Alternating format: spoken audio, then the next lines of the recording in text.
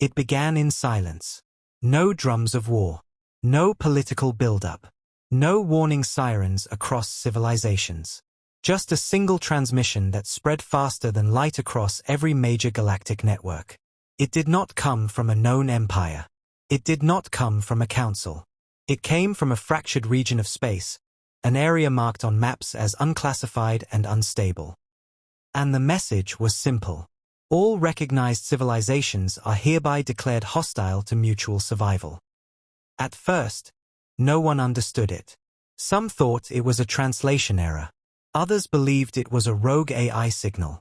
A few dismissed it as a psychological experiment. But then something changed. The signal didn't stop. It multiplied.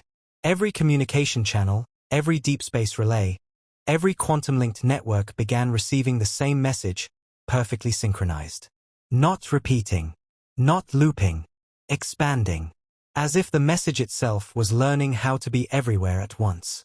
Within hours, galactic councils convened emergency sessions. Species that had not spoken in centuries reactivated diplomatic lines. Entire fleets paused their expansion operations. Because the message carried something unsettling beneath its words. It was not a threat. It was a classification. One analyst finally said what others feared. This is not a declaration of war. This is a declaration that war is already assumed. That statement caused panic, because it implied intent had already been judged. And then came the second wave. A list. Not of demands. Not of targets. But of outcomes. Each civilization that read the list found their own history reflected back at them. Not as they remembered it, but as it would be interpreted by an external observer. Wars they had ended peacefully were marked as exterminations. Treaties were labeled as temporary pauses. Expansion was labeled as predation. And Earth appeared at the bottom of every version of the list. Uncategorized. Unmatched. Unknown. That was when the first fear spread. Because everything else in the galaxy could be understood, measured, compared. But Earth had no category, and in a system built entirely on classification. That meant it was outside understanding. Within the same cycle, multiple civilizations attempted to trace the origin of the transmission. Every attempt failed. Not by defense systems. Not by interference. But by absence. There was no source point. No signal trail. No detectable origin. As if the message had always existed, and the galaxy had just become aware of it. Then the final line appeared. Across every screen. Every ship. Every system. One sentence. Survival is no longer compatible with current galactic structure. And after that, the war began. Not between sides, but between certainty and collapse. The galaxy didn't immediately understand it was at war. That was the first mistake. Because war, in their experience, always had structure, front lines, borders, identifiable enemies. Even the most chaotic conflicts still had something to point at. This one didn't. The first enemy contact wasn't a fleet. It wasn't a species. It was a loss. A mining colony in the outer Perseus Arm reported a systems malfunction. Nothing unusual at first. Equipment failures happened constantly in deep space. But then the report changed. We are missing 3 ships. No distress signal had been received. No combat logs. No debris fields. Just absence. Within a single rotation, 6 more colonies reported identical incidents. Then 12.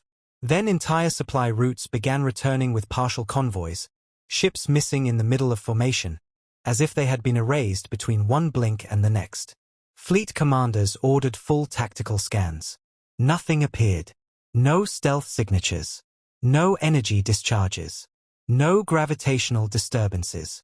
It was as if space itself had simply decided to stop containing certain objects. Panic spread, but slowly, because no one wanted to admit what the pattern suggested. Then came the first confirmed visual contact. A patrol frigate near the boundary of the Karen expanse recorded something unusual. A brief distortion ahead of them. Not a ship. Not a weapon. Just a thin fracture in the darkness of space. One of the officers described it later as Like watching reality forget how to stay solid. The frigate attempted evasive maneuvers. It didn't help. The distortion expanded, not outward like an explosion, but inward, like a correction being applied to space. And then the ship was gone. The recording didn't show destruction. It showed continuity failure. One frame, ship present. Next frame, empty space. No transition. No interval. The galaxy's military councils finally acknowledged the situation as hostile. Emergency protocols activated. Defense fleets mobilized. Strategic sectors sealed. But something was already wrong with the response itself. Ships dispatched to investigate failed to arrive in predictable formation times. Some arrived early. Some late. Some never arrived at all, yet still appeared in later logs as if they had completed their missions. Reports contradicted each other across identical engagements. Reality was becoming inconsistent. That was when a high-level analyst made a disturbing observation. It is not attacking us in space. It is attacking consistency itself. No one understood what that meant. Until the second wave began. Across multiple star systems, entire battle formations reported synchronized sensor failures at the exact same moment. Not random. Not scattered. Perfectly aligned across light-years of separation. And in that one moment of blindness, they lost entire fleets. The enemy was never seen, never detected, never named, but its presence became undeniable. Because every time it acted, the galaxy lost something it could never recover. Certainty. And in war, certainty is everything. The councils finally issued a unified designation for the unknown force. Not a species. Not an empire. Not even an entity. Just a classification. Anomaly class hostile, unknown origin. But deep within classified archives, older civilizations quietly updated their records with a different label. One that had appeared in fragments across forgotten eras. A label they had hoped never to see again. Pre-galactic correction event. And at that moment, the war stopped being a conflict and became a reckoning. After the first encounters, the galaxy did what it always did in the face of uncertainty. It escalated. Not cautiously, not slowly, but overwhelmingly. Entire armadas were deployed into affected sectors. Not small patrol groups, not reconnaissance units. Full-scale war fleets built to dominate star systems through sheer presence. The logic was simple. Whatever this anomaly was, it could not handle pressure from multiple directions at once. That assumption lasted exactly one rotation cycle. The first expedition fleet entered the Karen Expanse with formation integrity intact. 12 capital ships, 4 to 7 escorts, and 3 long-range observation carriers. Their arrival was synchronized, their shields active, their weapons primed. They never reported first contact. Because there was no contact, only disappearance. Commanders across nearby sectors watched the fleet's transponder signals in real time. Everything appeared normal for the first few minutes. Steady navigation, stable formation, consistent velocity. Then, one by one, the signals began to break. Not jammed. Not overridden. Just incomplete. A carrier ship would be present in one data tick and absent in the next, as if it had been edited out of existence between updates. At first, analysts blamed sensor desynchronization, then data lag, then quantum interference. But none of those explanations held when the same pattern repeated across multiple fleets in different sectors simultaneously. The second expedition lasted longer, but not by much. This time, commanders attempted predictive evasion. Ships scattered into subformations, each taking different trajectories to avoid potential collapse zones. It made no difference. Entire groups vanished mid-maneuver. No explosion signatures. No debris trails. No emergency broadcasts. Only silence. One surviving escort vessel managed to transmit a final fragmented message before its systems failed. "We are not being attacked. We are being removed." After that, the signal ended. The galaxy began to understand something deeply uncomfortable. There was no battlefield. There were no fronts. There was no strategy that could be countered. Because every time they tried to define the enemy's position, the definition stopped applying. High Command attempted a coordinated response, multiple fleets from different regions entering the same sector simultaneously, hoping to overwhelm whatever force was responsible. But coordination itself became unreliable. Fleet synchronization systems began reporting impossible discrepancies. Ships that were supposed to arrive together were no longer arriving in the same version of time. Some fleets arrived before they had departed in official logs. Others never arrived at all, but still appeared later in successful operation summaries. Reality itself was becoming fragmented around the conflict zone. It was no longer just about losing ships. It was about losing trust in observation. One admiral described it during a classified briefing. We cannot confirm that anything we are sending actually reaches the battlefield, or if the battlefield even remains consistent after we observe it. That statement triggered immediate classification lockdown. Because if observation itself was unreliable, then strategy was meaningless. And then came the most terrifying realization. The fleets were not being destroyed in battle. They were being removed from recorded existence. As if something was correcting the galaxy's memory in real time. Older civilizations quietly withdrew from engagement zones without announcement. Entire sectors went dark overnight. Trade routes collapsed not from destruction, but from lack of reliable continuity. And in the silence left behind by missing fleets, a pattern began to emerge. Every disappearance happened closer to one fixed point in space.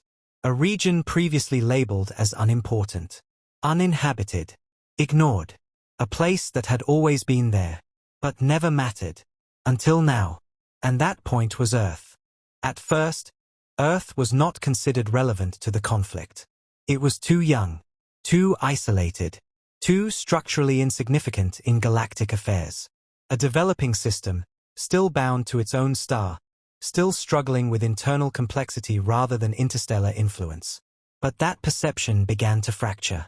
Not because Earth acted, but because everything around it stopped behaving normally. Every confirmed disappearance zone, every failed fleet, every broken transmission pattern, when mapped together, formed a widening spiral of anomalies that consistently curved toward one region of space. At the center of that convergence was Earth's system. The discovery was not immediate. It took cycles of data correction, recalibration, and repeated verification before analysts accepted what the pattern was showing them. One senior strategist finally summarized it in a classified briefing. We are not fighting an unknown enemy across space. We are interacting with something that orbits understanding itself around Earth. That statement caused immediate disagreement. Some argued it was psychological bias. Humans always searched for central points in chaos. Others insisted it was coincidence amplified by fear. But then additional evidence arrived. Long-range probes sent near Earth-adjacent sectors began returning with inconsistent data logs. Not corrupted, edited. Entire segments of observation history would differ depending on who reviewed them. A ship's internal recording would show one version of events, while external tracking systems showed another. Neither version could be confirmed as more accurate. And yet both existed simultaneously. That was the first time the word observer instability entered official military classification. The idea was simple but deeply unsettling. The closer a fleet got to Earth's region of influence, the less reliable their perception of reality became. Not their technology, not their weapons, their certainty. Entire formations reported conflicting interpretations of the same space at the same time. Some fleets saw empty voids. Others saw gravitational anomalies. Others saw nothing unusual at all, right before losing contact. And then came the first recovered fragment from a destroyed reconnaissance unit. It was not a battle log. It was a question, repeated across corrupted data fields. If observation changes outcome, who is observing us? No answer followed, because the question itself began appearing in unrelated systems afterward. That was when fear started to shift into something more dangerous. Recognition. If Earth's region was influencing perception, then the war was not occurring in space alone. It was occurring in interpretation. Command structures began fracturing under disagreement. Tactical councils could no longer agree on what had actually happened in prior engagements. Entire strategies collapsed because no two records matched. One admiral described it bluntly. "We are fighting something that does not allow us to agree on the war itself." Still, not everyone accepted Earth's involvement as central. Some factions pushed for direct escalation toward the anomaly zones, insisting that Earth was irrelevant and that the true enemy was simply unidentified physics distortion. So they launched another coordinated strike. This time, they attempted full isolation protocols, cutting all observational feedback loops, relying only on autonomous systems designed to operate without sensory interpretation bias. It was considered the most objective fleet ever deployed. They never returned. But their final automated log was recovered later, stored in a redundant deep-field archive that had survived the collapse of its parent system. It contained only one line: "We reached Earth-adjacent space." Observation became unnecessary. Outcome occurred before engagement. After that, no further detail was retrievable. The galaxy began to split at that point. Some civilizations refused to approach Earth's region entirely. Others insisted it was psychological contagion or data corruption. But quietly, behind public declarations and diplomatic statements, most major powers began adjusting navigation paths away from the system. Not officially, not publicly, but consistently. Because regardless of interpretation, every attempt to approach Earth-adjacent space resulted in the same pattern. The closer they got, the less the galaxy agreed on what was real. And in war, that was more dangerous than any weapon. Because once reality becomes inconsistent, victory becomes impossible to define. The galaxy did what empires always do when they cannot define an enemy. It tried to force definition. If Earth's region could not be approached directly, then it would be isolated. If fleets could not coordinate inside the anomaly zones, then the war would be fought from distance. If perception was unstable near the source, then they would rely only on aggregated, filtered, mathematically corrected intelligence. That was the plan. It failed immediately, because the war no longer had stable targets. Entire sectors began reporting phantom engagements, enemy fleets detected, tracked, and even engaged, only for later cross-verification to show those fleets never existed in the first place. Weapons fired into empty space were recorded as successful strikes in one dataset, and completely unused in another. There was no consistency, no shared truth, no reliable battlefield. One admiral described it during emergency council. "We are not missing targets. We are missing agreement on whether targets exist." That sentence became infamous, because it revealed the core collapse.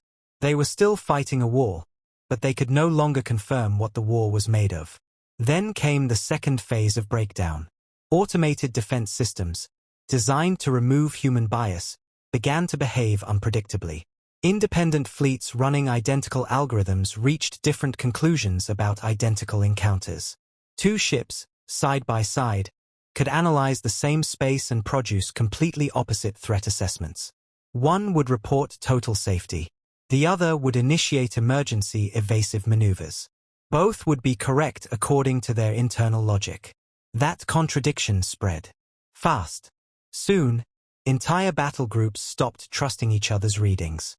Coordination collapsed not due to enemy interference, but due to internal disagreement about what interference even looked like.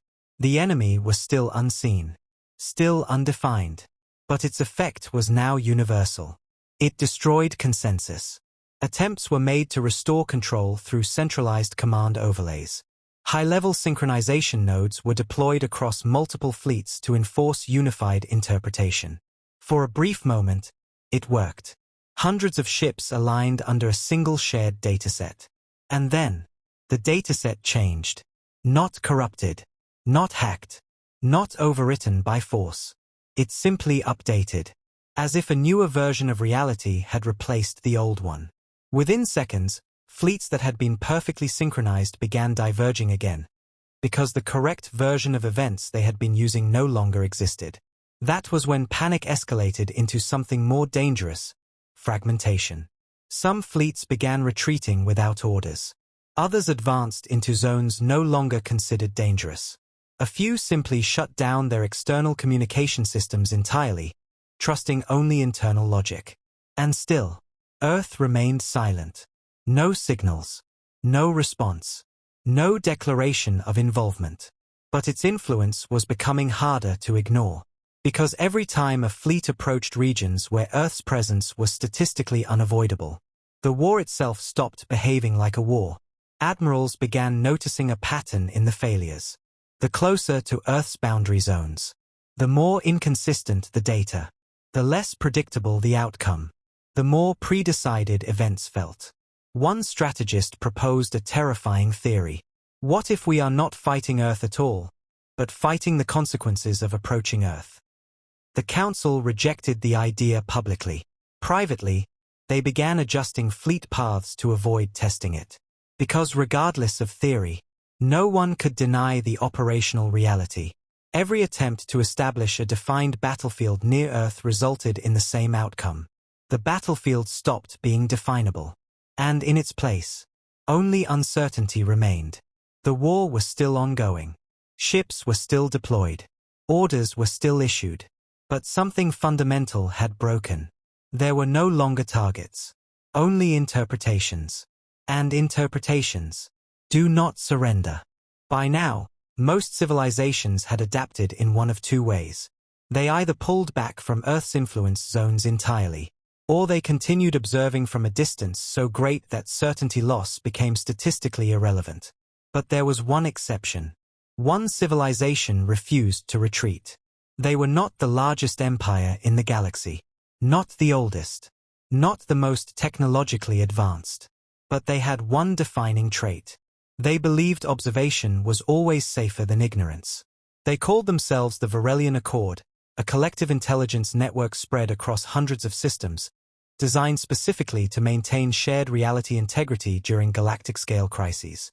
When others began to withdraw, the Varelians did the opposite. They increased observation. They deployed deeper sensor arrays. They built redundancy upon redundancy, refusing to let data collapse into inconsistency. If reality becomes unstable near Earth, their prime analyst stated, then we stabilize reality by overwhelming it with observation. At first, it seemed to work. Their datasets were cleaner than others. Their reports were more consistent. Their fleets experienced fewer anomalies when approaching contested zones. For the first time in the war, there was a civilization that appeared to be resisting the uncertainty effect. And that changed everything. Other factions began studying Varelian methods. Some attempted to replicate their systems. A few even allied with them, hoping shared observation frameworks would restore galactic coherence. For a brief moment, hope returned. Then the Varelians crossed a threshold no one realized existed. They placed their central observation nexus directly on the edge of Earth's influence boundary. Not inside it, not far from it, but exactly where perception began to degrade. Their reasoning was simple. If we can observe the boundary directly, we can define it permanently. At first, the data stream was stable, even improved. Millions of synchronized sensors locked onto the same spatial region. Every fluctuation was recorded, analyzed, corrected. And for a moment, the anomaly stabilized. Then the system began to disagree with itself. Subtle at first. A single timestamp mismatch between sensor clusters. Then two. Then hundreds. The Varelian network attempted autocorrection protocols, but each correction introduced new contradictions. The more they tried to enforce consistency, the more inconsistent the system became. A senior observer reported, "It is like the act of observation is multiplying possible outcomes instead of reducing them." Still, they continued, because stopping meant admitting something unthinkable. That observation itself was no longer neutral. Then came the critical event. A fully synchronized observation pulse, designed to collapse all uncertainty into a single unified reading, was deployed across the entire nexus. For 0.003 seconds. It worked. The data aligned. Reality stabilized. Every sensor agreed on what was happening near Earth's boundary. And then, the agreement broke. Not into noise, but into alternatives. Multiple valid readings began emerging simultaneously, each internally consistent, each mathematically perfect, but mutually incompatible. It wasn't corruption. It wasn't failure. It was divergence. One system reported empty space. Another reported a sealed barrier. Another reported open passage. Another reported nothing at all because the concept of location had ceased to apply in that dataset. The Varelian Accord attempted emergency shutdown of the nexus. They were too late, because something inside the system had already responded to being fully observed. Not aggressively, not violently, but precisely. Every observation node began receiving a single repeated message, identical across all formats. You are not the first to look this closely. Then a second line appeared. Do not continue. The Accord leadership convened immediately. For the first time in their history, there was disagreement within the collective itself. Some argued it was an external intelligence actively interfering with observation systems. Others believed it was a self-generated paradox caused by overexposure to uncertain data. But the most alarming theory came from a junior analyst who had been silently reviewing historical archives. She spoke only once. Every civilization that attempted full-resolution observation near Earth's boundary stopped producing consistent records afterward. A pause. Then she added, "We are not observing Earth." Her voice lowered. "We are being allowed to observe up to a point." Silence followed, because that implied something no one wanted to accept. Earth, or whatever enforced its boundary, was not being discovered. It was permitting discovery, and the limit had just been reached. The Varelian Accord began withdrawing their systems. Not due to defeat, but due to realization. Some things, they concluded, were not meant to be fully observed. Because observation was no longer passive. It was participation. And participation had consequences no one could control. As their nexus powered down, the last surviving transmission from their central system was recorded. Not a report. Not a warning. Just a final statement. The war is not being fought across space. It is being fought across understanding. And then, even they went silent. By the time the Varelian Accord went silent, the galaxy no longer had a unified understanding of what truth meant. That realization didn't arrive as a shock. It arrived as an accumulation. Small inconsistencies at first, dismissed, corrected, ignored. Then larger contradictions that no correction system could fully resolve. Then entire sectors where historical records no longer matched between archives that were supposed to be identical. The war was still ongoing. Ships still moved. Fleets still deployed. Orders were still issued. But nothing agreed on what had actually happened. A battle recorded as a decisive victory in one system was listed as a non-event in another. A fleet confirmed destroyed in official logs was simultaneously reported as awaiting redeployment elsewhere. Even death had lost consistency. The Galactic High Command attempted emergency stabilization protocols, forcing centralized truth synchronization across all military and civilian networks. For a brief moment, it worked. A single unified record of events was created. Every civilization agreed on what had happened up to that point. Then the record updated. Not externally. Internally. As if the correct version of history had been replaced in real time. The updated record removed entire engagements from existence. Not by erasing them, but by rewriting them into something else. The admiral overseeing the synchronization grid stared at the new data stream in disbelief. "It is not altering our reports," he said quietly. "It is replacing what reports are allowed to exist." That sentence triggered immediate protocol lockdown, because it implied something no military structure could survive. A war without a stable past. Without a stable past, strategy collapses. Without strategy, coordination fails. Without coordination, fleets become isolated interpretations of reality rather than unified forces. And that is exactly what began to happen. Different regions of the galaxy began operating under different versions of the war. In one sector, Earth was classified as a non-participant anomaly. In another, Earth was considered a passive observational hub. In another still, Earth did not exist at all in any relevant military context. Yet all sectors were fighting the same conflict, or believed they were. Then came the breaking point. A coalition fleet operating near a contested zone transmitted what they believed to be a full tactical engagement report. The data was clean, structured, and synchronized across all onboard systems. But when cross-referenced at command level, the engagement never occurred. Not partially, not incorrectly recorded, never existed. When questioned, the fleet responded with confusion. Their logs showed a full encounter. Their sensors agreed. Their internal systems were consistent. And yet the broader galactic record rejected it entirely. That was the moment the war stopped being about enemies and started being about agreement. Civilizations began withdrawing from shared data networks. Military alliances fractured into isolated information zones. Some systems began maintaining private versions of history, trusting only their own internal records. The galaxy was no longer unified in its understanding of events. It was fragmented into competing realities. And through it all, Earth remained unchanged, still silent, still unresponsive, still outside every confirmed dataset, yet present in every contradiction. A senior archivist summarized the situation during a closed emergency council. We are no longer losing the war. A pause. We are losing the ability to agree that a war is happening. No one argued, because arguing required shared truth. And shared truth no longer existed. The final escalation attempt came from a coalition that still believed consistency could be restored through force of synchronization. They deployed a galaxy-wide coherence pulse designed to force all systems into a single unified reality state. For one moment, it worked.